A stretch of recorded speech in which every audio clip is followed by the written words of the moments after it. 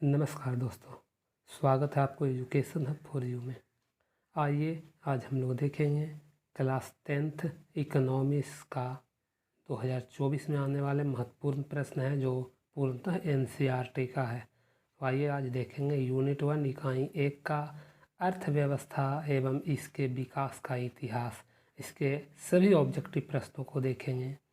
तो आइए बढ़ते हैं प्रश्न की ओर बिना देर किए। पहला नंबर प्रश्न है, निम्न में से किसको प्राथमिक क्षेत्र कहा जाता है? ऑप्शन है सेवा क्षेत्र, कृषि क्षेत्र, औद्योगिक क्षेत्र या इनमें कोई नहीं। ये बताना कि प्राथमिक क्षेत्र के अंतर्गत जो है कौन सा आपको निम्न में से आता है। तो इसका सही उत्तर हो जाएगा कृषि क्षेत्र। प्राथमिक क्षेत्र के अंतर्गत जो है कृषि क्षेत्र आता है। चलिए बढ़ते हैं अगले प्रश्न की ओर। इसमें द्वितीय क्षेत्र के अंतर्गत जो आएगा वो आपको आएगा औद्योगिक क्षेत्र, और तृतीय क्षेत्र के अंतर्गत जो आएगा वो आपको आएगा सेवा क्षेत्र।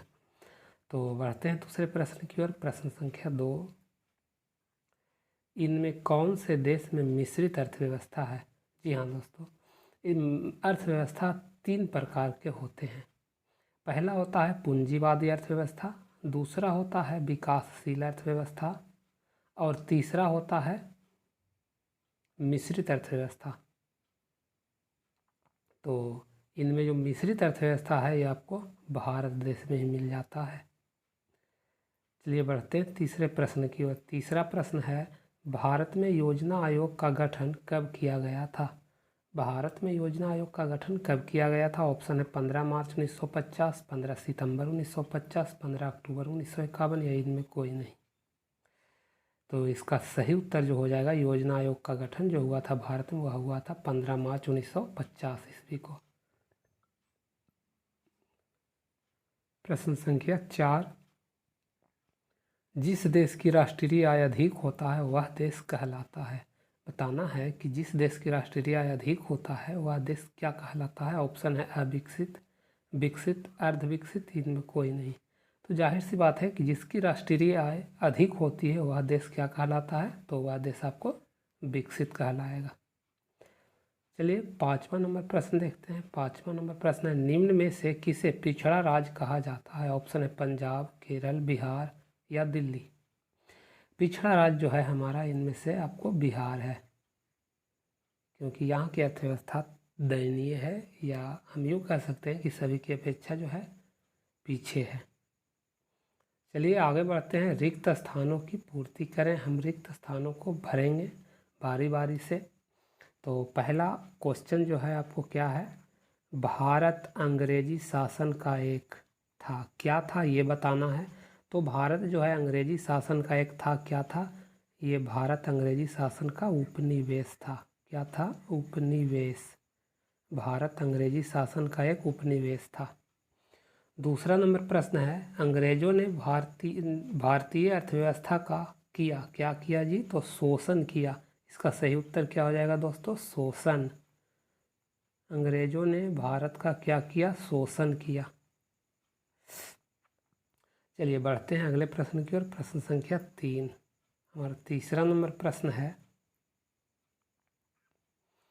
अर्थव्यवस्था आजीविका अर्जन करने की है, क्या है? प्रणाली है। अर्थव्यवस्था जो है आजीविका अर्जन करने की एक प्रणाली है।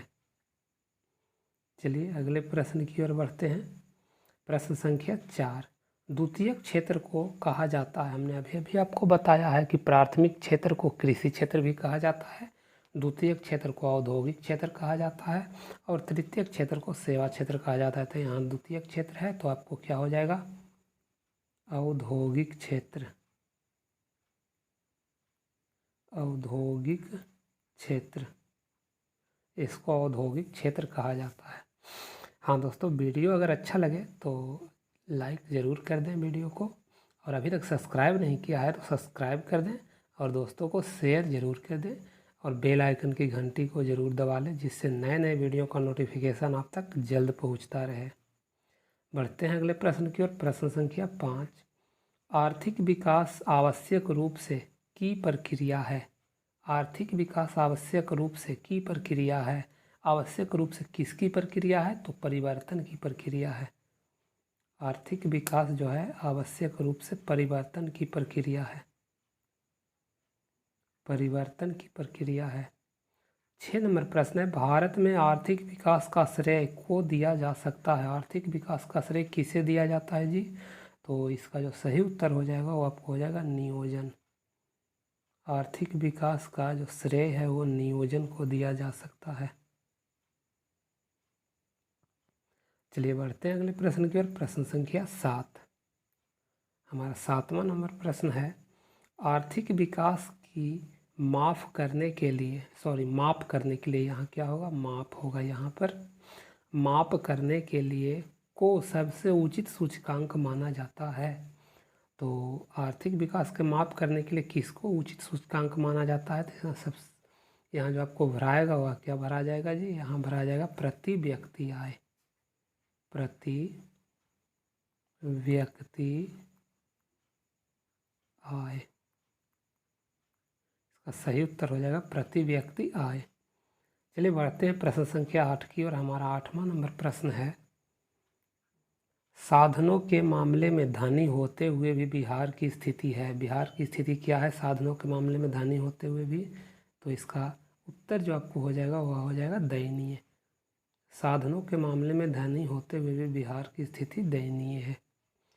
अगला प्रश्न है 9 नंबर, बिहार में ही जीवन का आधार है। बिहार में ही क्या है जो जीवन का आधार है? तो कृषि। बिहार में ही जीवन का आधार क्या है? कृषि। चलिए देखते हैं अगले प्रश्न को। प्रश्न संख्या 10, बिहार के विकास में एक बहुत बड़ा बाधक है। बिहार के विकास में एक बहुत बड़ा बाधक है। क्या है बाधक? बाढ़।